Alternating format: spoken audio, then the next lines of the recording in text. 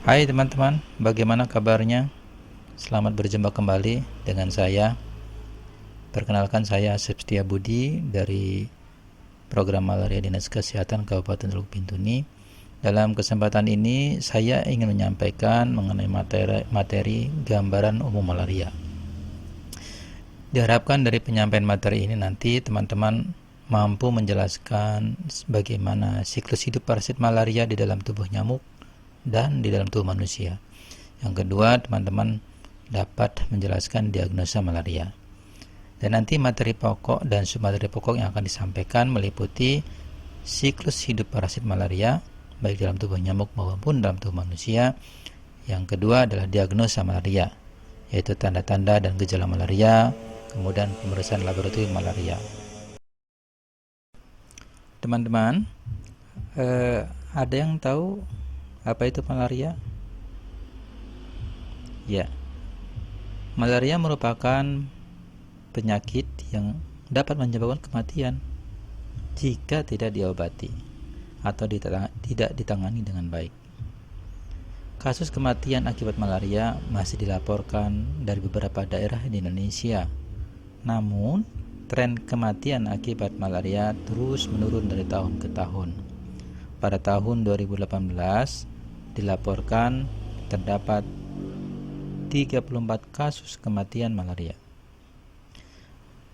Teman-teman sekalian, penyebab penyakit malaria adalah makhluk hidup genus Plasmodium. Sampai saat ini dikenal ada 5 spesies Plasmodium malaria. Yang pertama, ada yang tahu? Yaitu Plasmodium falciparum. Plasmodium ini penyebab penyakit malaria tropika yang sering menyebabkan malaria berat atau orang awam menyebut malaria otak yang berakibat fatal. Gejala serangannya timbul berselang setiap 2 hari atau 40 jam sekali. Yang kedua, Plasmodium vivax, penyebab penyakit malaria tersiana yang gejala serangannya timbul berselang-selang setiap 3 hari. Yang ketiga, Plasmodium malariae, penyebab malaria kuartana yang gejala serangannya timbul berselang setiap 4 hari. Kemudian Plasmodium ovale, penyebab malaria ovale yang gejalanya hampir menyerupai malaria kuartana. Jenis ini jarang ditemui di Indonesia, banyak dijumpai di Afrika dan Pasifik Barat. Yang terakhir, yang kelima, yaitu Plasmodium knowlesi, penyebab malaria yang ditularkan dari kera atau monyet.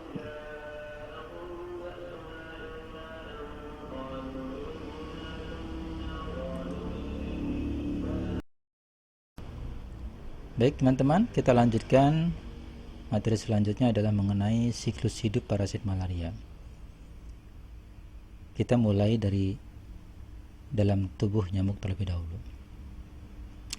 Fase seksual Plasmodium spesies terjadi pada lambung nyamuk. Segera setelah nyamuk Anopheles betina menghisap darah penderita malaria yang mengandung gametosit, maka gametosit jantan yang terhisap akan mengeluarkan 4-8 flagel. Dengan flagel, gametosit jantan bergerak menuju ke gametosit betina dan membuahinya. Hasil fertilisasi bergerak menembus dinding lambung nyamuk dan membentuk kista sepanjang dinding lambung nyamuk. Bila kista pecah, maka akan keluar sporozoid yang akan masuk ke kelenjar liur nyamuk dan siap menginfeksi manusia. Rentang waktu antara masuknya gametosit sampai terbentuknya sporozoid adalah 1-2 minggu, tergantung spesies dan suhu sekitarnya. Nah, kita berlanjut siklus hidup parasit malaria dalam tubuh manusia. Itu ada 2 macam. Pertama ada di fase hati, yaitu exoeritrositer, di luar eritrosit. Yang kedua ada fase sel darah merah atau di dalam sel eritrosit. Fase hati. Bila nyamuk Anopheles spesies betina infektif atau di dalam kelenjar liur yang mengandung sporozoid menghisap darah manusia, maka parasit malaria akan ditularkan ke orang tersebut. Parasit mengikuti sirkulasi darah dan akan masuk ke dalam sel hati.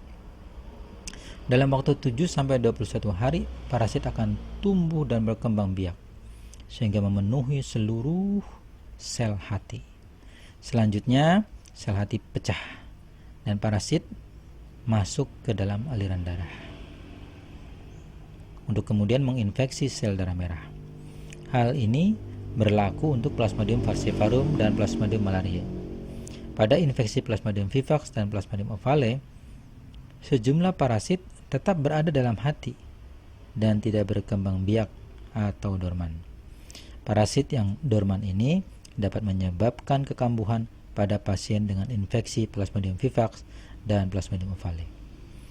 Kita lanjut ke fase sel darah merah atau eritrositer. Fase ini merupakan fase aseksual karena tidak terjadi perkawinan parasit. Pada saat ini, skijon dalam sel hati pecah, maka akan menyebabkan merozoid yang selanjutnya masuk ke aliran darah dan menginfeksi sel darah merah, berkembang menjadi tropozoid. Tropozoid akan terus mengalami perkembangan menjadi skijon. Skijon kemudian akan berkembang dan menjadi matang, lalu pecah melepaskan merozoid, dan selanjutnya akan menginfeksi sel darah merah kembali. Siklus ini yaitu dari mulai menginfeksi sel darah merah jadi skijon, pecah, keluar merozoid. Siklus ini akan berlanjut sampai 3 kali. Kemudian setelah 3 kali, sebagian tropozoid akan berkembang menjadi bentuk gametosit. Dan bila terhisap oleh nyamuk Anopheles spesies yang betina, siap melakukan perkembangbiakan seksual di dalam lambung nyamuk. Dan ceritanya akan kembali ke siklus hidup di dalam tubuh nyamuk. Demikian.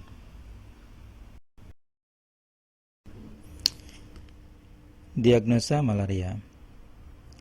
Banyak orang tidak mengetahui bahwa penyebab malaria adalah adanya parasit malaria yang masuk ke dalam darah.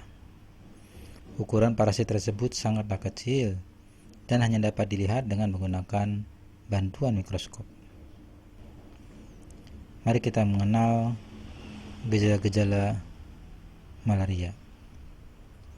Pada penderita malaria dapat ditemukan 1 atau lebih gejala-gejala klinis sebagai berikut. Demam tinggi, ada sakit kepala, ada menggigil, ada nyeri di seluruh tubuh. Pada beberapa kasus dapat disertai gejala lainnya berupa mual, muntah, dan diare. Gejala tersebut di atas hampir menyerupai dengan gejala-gejala penyakit lainnya, sehingga diperlukan pemeriksaan laboratorium untuk mendapatkan diagnosa pasti. Makanya kalau di Bintuni, setiap kali yang demam, panas, harus periksa malaria. Berikutnya, pemeriksaan laboratorium malaria yang dapat digunakan bila kita memiliki suspek pasien yang dengan penyakit malaria. Diagnosa dapat dilakukan dengan cara memeriksa sediaan darah penderita, adapun dengan deteksi antigen yang ada dalam darah penderita. Pemeriksaan yang dimaksud adalah pertama, pemeriksaan sediaan darah secara mikroskopis, yaitu pemeriksaan dilakukan dengan menggunakan kaca sediaan. Selanjutnya dilakukan pewarnaan dan diperiksa menggunakan mikroskop dan pembesaran objektif 100 kali menggunakan minyak imersi. Yang kedua, pemeriksaan menggunakan Rapid Diagnostic Test atau RDT. Pemeriksaan menggunakan alat diagnosa cepat untuk mendeteksi adanya antigen dari Plasmodium spesies yang ada di dalam tubuh penderita.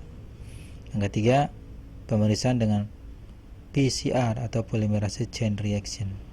Pemeriksaan dengan cara memeriksa DNA dari darah penderita.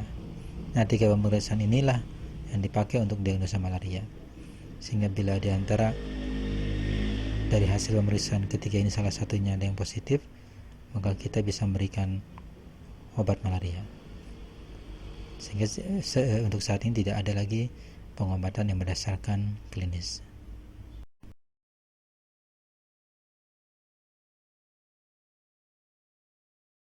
Teman-teman sekalian, sebagai akhir dari materi ini, silakan siapkan lembar jawaban untuk evaluasi, di mana evaluasi ini untuk mengukur sejauh mana materi yang disampaikan telah dipahami oleh teman-teman. Di dalam lembar jawaban itu ditulis terlebih dahulu judul materi, yaitu gambaran umum malaria, nama peserta, profesi, dan tanggal. Jadi untuk jawaban pilihan ganda ada 10 soal, dan cukup ditulis jawabannya saja, abjad dan kalimatnya. Misalnya A, terus ditulis kalau jawaban di A itu apa.